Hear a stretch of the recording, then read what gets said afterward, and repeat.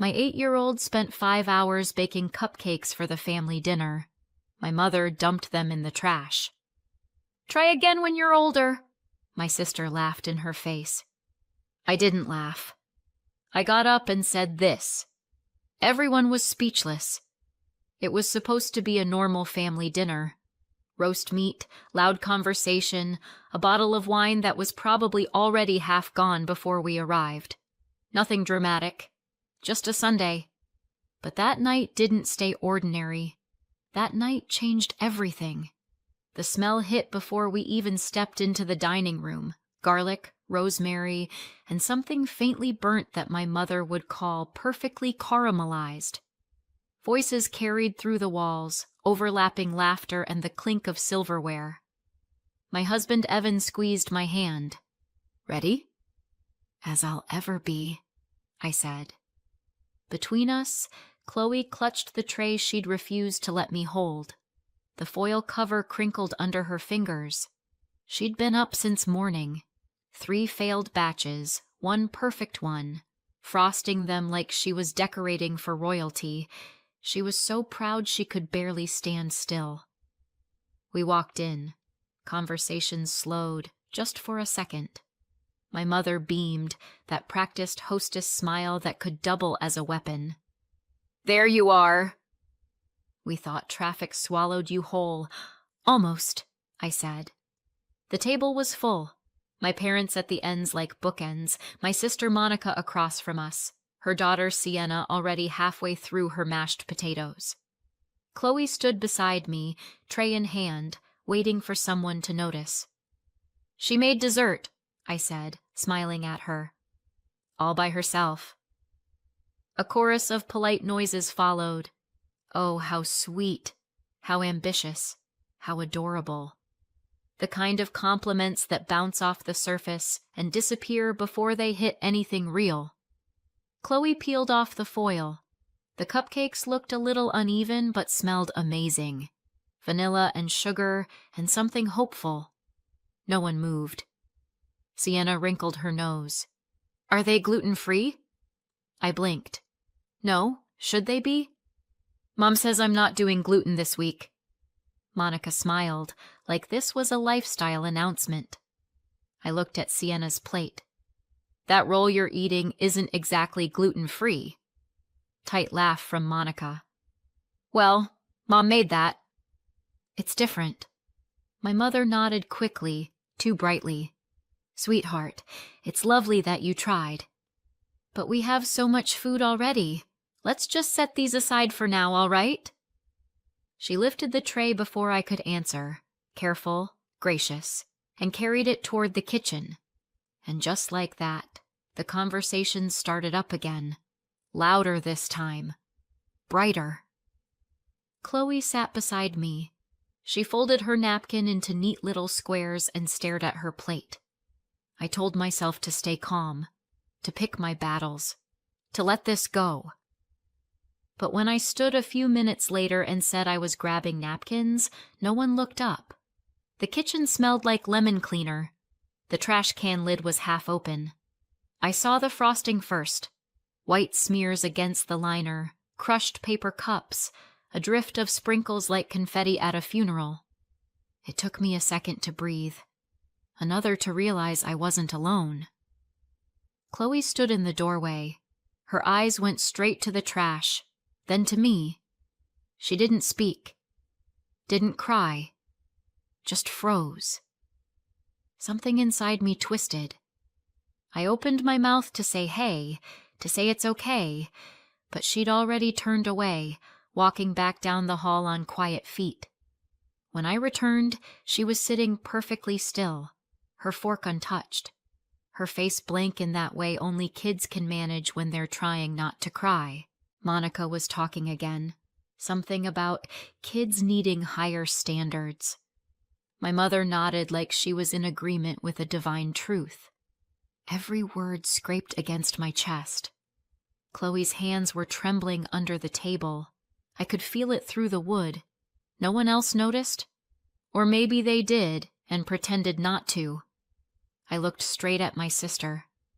"Monica," I said lightly, You sure you don't want to try one before they're gone? Her fork paused midair. For a split second, her eyes flicked toward the kitchen. Just once. Just enough. Then she smiled. Too bright.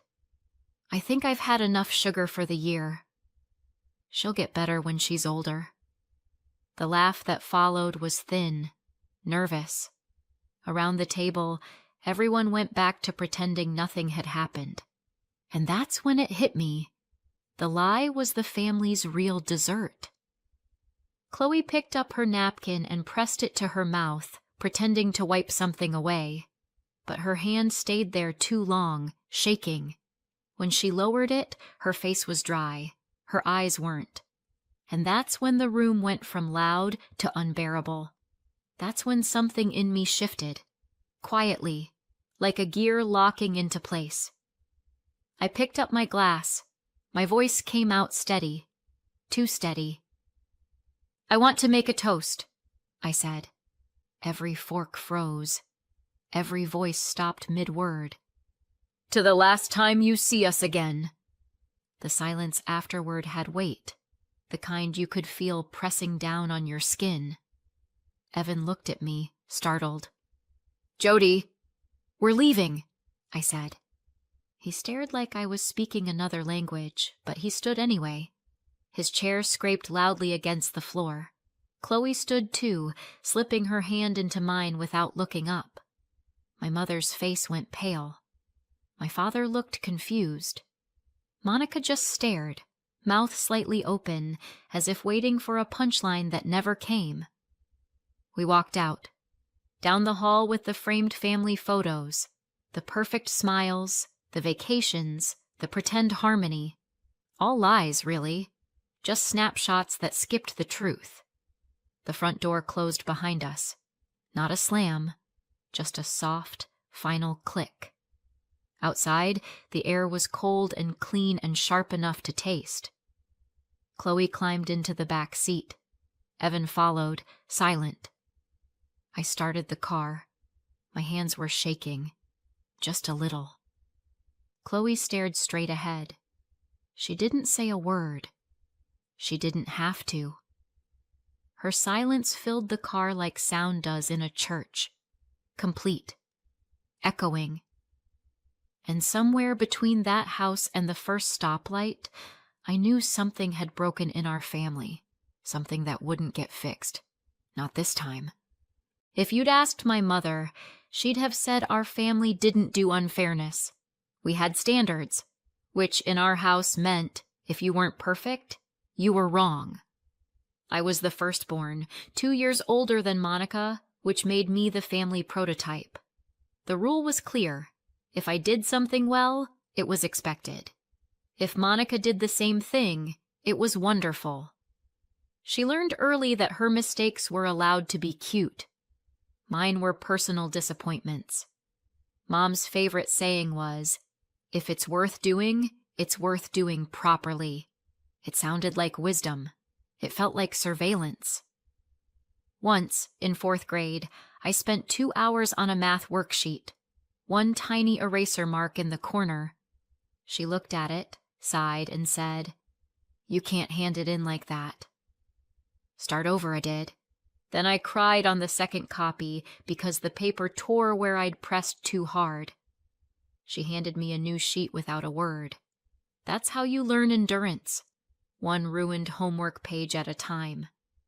If a towel hung slightly uneven, she'd walk past and say, "Do it again until it's right." If a dish wasn't rinsed perfectly, "Sloppy work reflects sloppy thinking." Dad would clear his throat like he might intervene, but didn't. His silence counted as agreement. In that house, quiet meant approval. That pattern settled over us like wallpaper, so ordinary you stopped noticing it. Monica's efforts were met with patience, mine with correction. When she forgot a step, Mom smiled and said, "She's still little." When I forgot, it was, "You know better." And when chores went sideways, the solution was always the same. "Jody, you're the older one." Fix it for her. So I did. I became the family's safety net before I was old enough to understand what that cost. Praise was rationed. Monica's smallest triumphs were celebrated. Mine were obligations already assumed. Even as a child, I told myself it was fair. Older meant more responsibility. It took years to realize it really meant someone has to hold the line, and it won't be us. By our teens, the divide had hardened. If Monica finished a project neatly, Mom called it wonderful. If I finished mine, she found one edge to trim, one detail to redo. And my father, steady, kind, but absent in all the moments that mattered, let the imbalance stand. I didn't fight it. You learn not to. You convince yourself that striving earns peace, that excellence guarantees belonging. Then came adulthood, proof that training sticks. Monica married early and had Sienna. 3 years later, I had Chloe. Different towns, same hierarchy. Whenever we visited, I saw the old script replayed. Sienna's every drawing was museum-worthy. Chloe's efforts came with gentle notes. Be polite, dear. Careful now. Do it properly. At first I thought it was habit, the kind of harmless over-attention grandparents give. Then I noticed the pattern was reversed. Sienna was older, yet Chloe was the one corrected, measured, reshaped. If it had truly been about age or teaching, it would have gone the other way. That was the moment the logic fell apart. It was never about guidance. It was about control, the quiet kind, delivered with a smile and perfect diction. Watching Chloe fold in on herself after each small suggestion was like seeing a photograph fade while you were still holding it.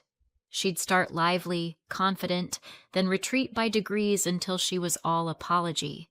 And every time, my mother looked pleased, as if she'd restored order.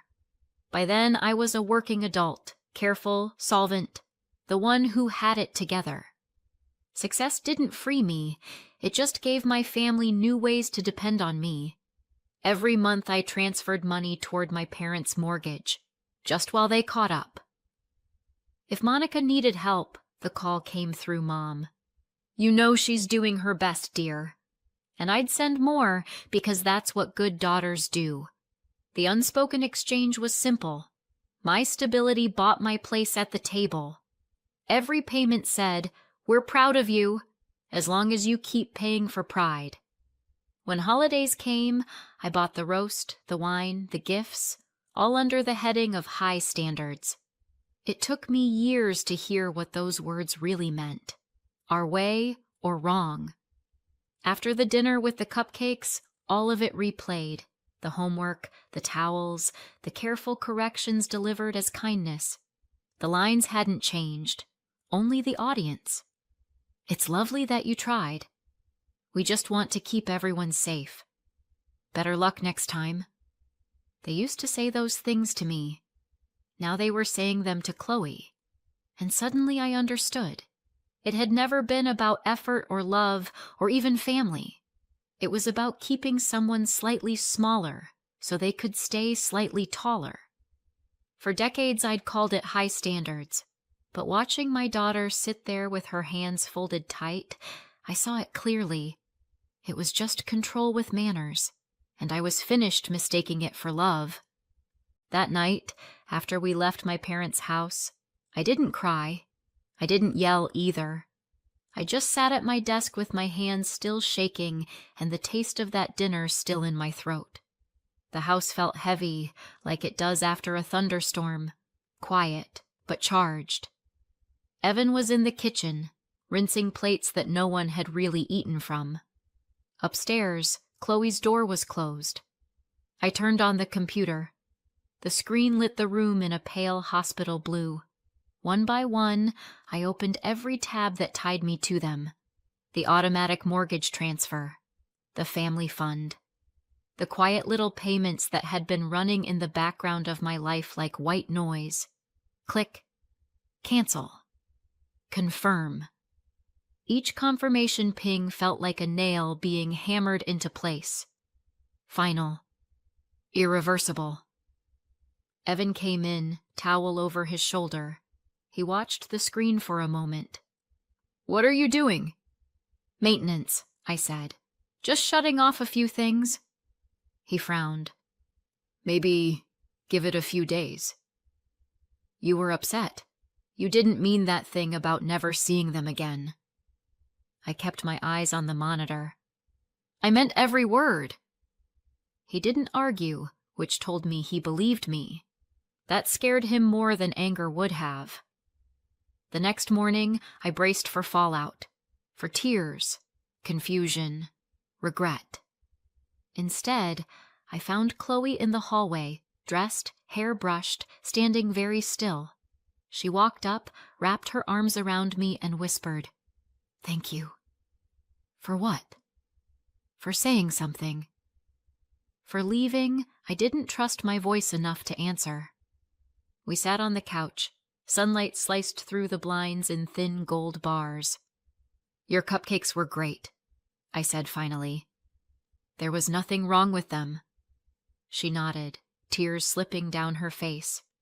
This time they looked like release, not shame. "You don't have to be perfect to be proud," I told her. She leaned against me. "Can we just stay home next time?" "Yeah," I said. "We can." For the first time in years, the house felt warm. Not big, not bright, just safe. By Tuesday, the calls started. I didn't answer any of them. Blocked numbers filled my screen like weeds. Mom, Monica, unknown, unknown again. Each one went silent on its own. Then a new number appeared, one I didn't recognize. I hesitated, then answered. "Finally," Mom snapped. "Do you have any idea how childish you're being?" I said nothing. "We were trying to educate her," she continued. "That's what parents do." "You've humiliated this family.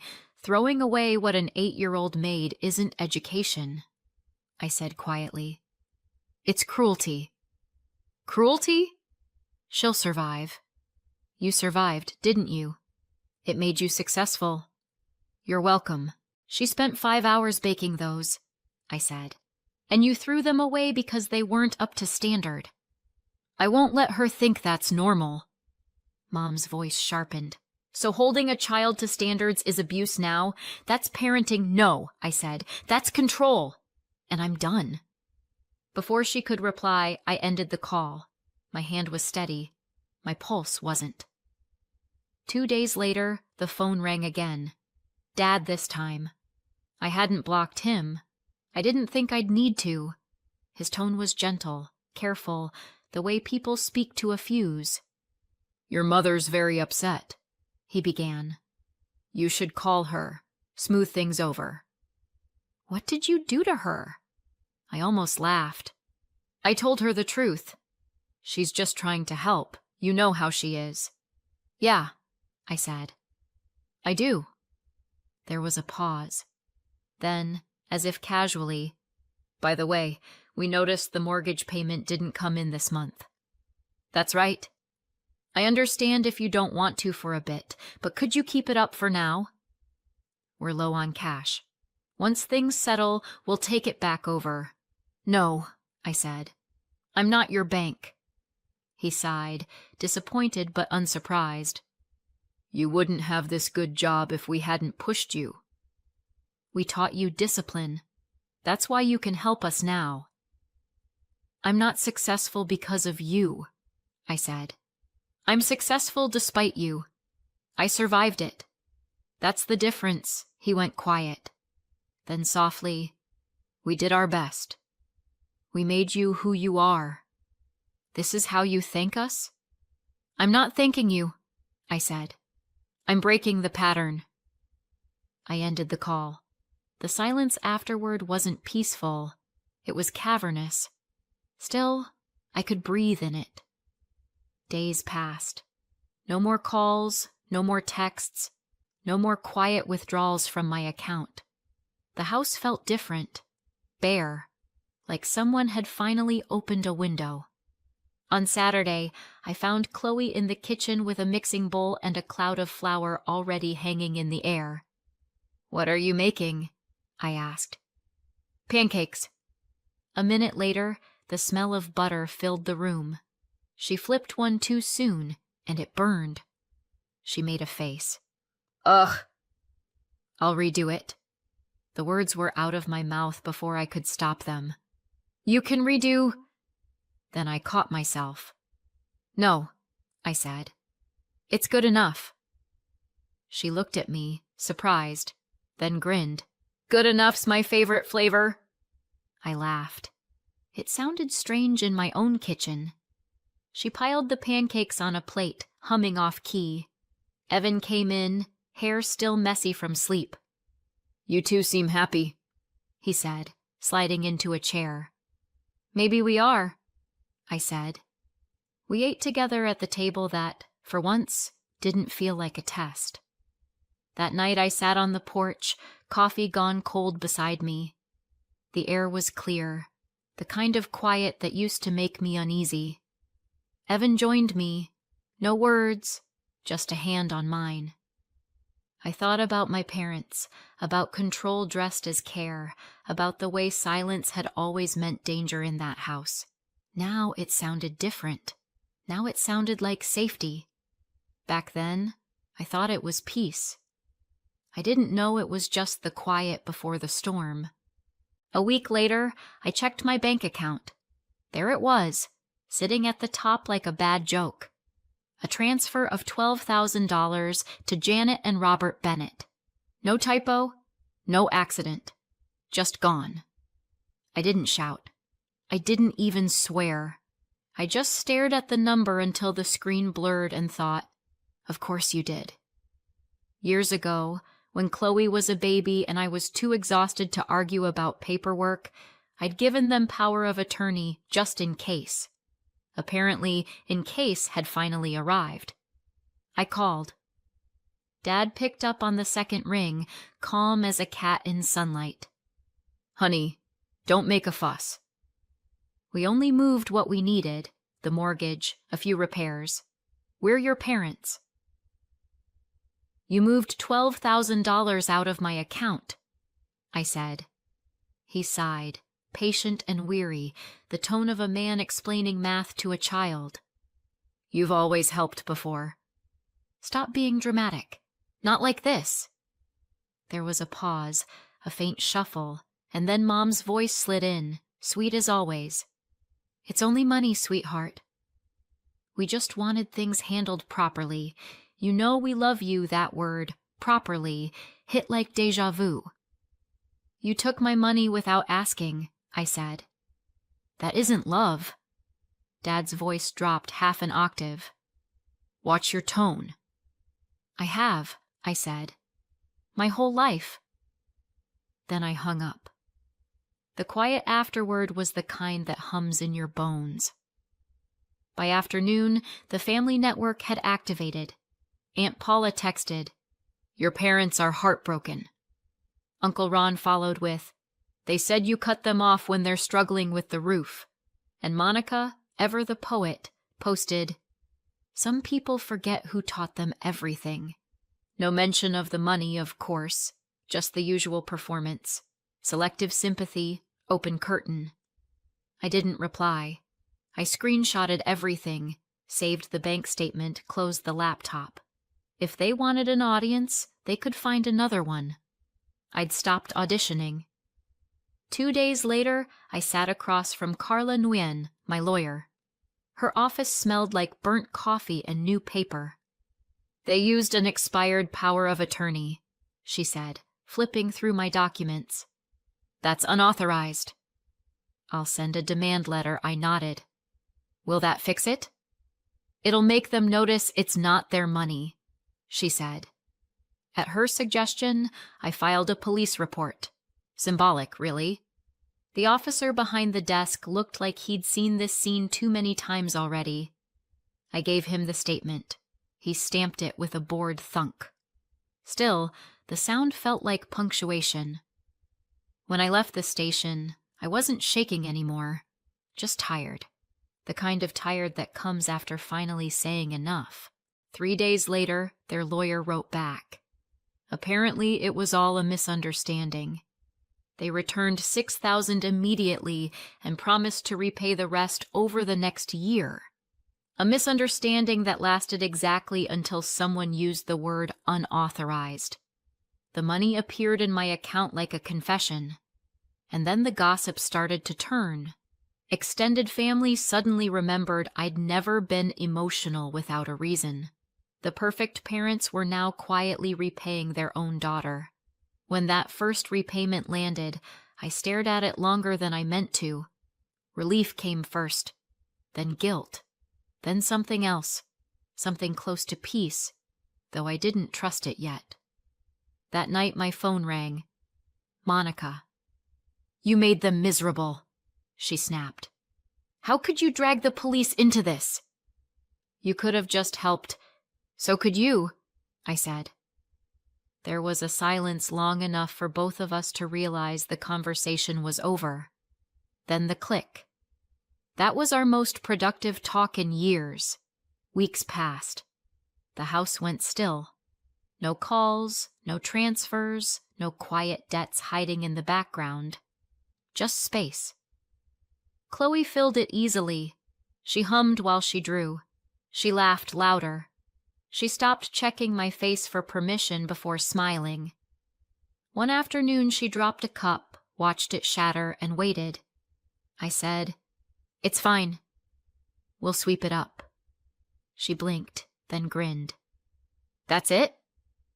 "That's it." The look on her face, pure disbelief, hurt worse than any of the old arguments. Evan walked in, leaned against the doorway, and watched us. "You two are getting dangerous," he said. "Reckless," I said. "We might even enjoy ourselves." He smiled, but his eyes softened. "You look lighter." Maybe I am. Not happy, just unburdened. Like setting down something I didn't know I was carrying. It's been 6 months. I haven't spoken to my parents since the repayments ended. Word is they sold the house in spring. Couldn't keep the mortgage without my help. They bought a smaller place 3 hours away, cheaper, quieter, convenient for excuses. Monica and Sienna still visit sometimes, but not often. It's a long drive, and apparently everyone's busy. A few relatives have cooled off with them too. Turns out I wasn't the only one they leaned on too hard. I'd been sending them $800 a month for almost 10 years. Mortgage, emergencies, whatever the crisis of the week was. Nearly $100,000 disguised as duty. Now that money buys plane tickets, weekends away, and Chloe's art classes. My finances are finally mine, and so is my peace. Chloe's thriving, Evan's happy. The silence from my parents isn't loss anymore. It's freedom with better lighting. So what do you think? Did I go too far, or not far enough? Let me know in the comments and subscribe for more.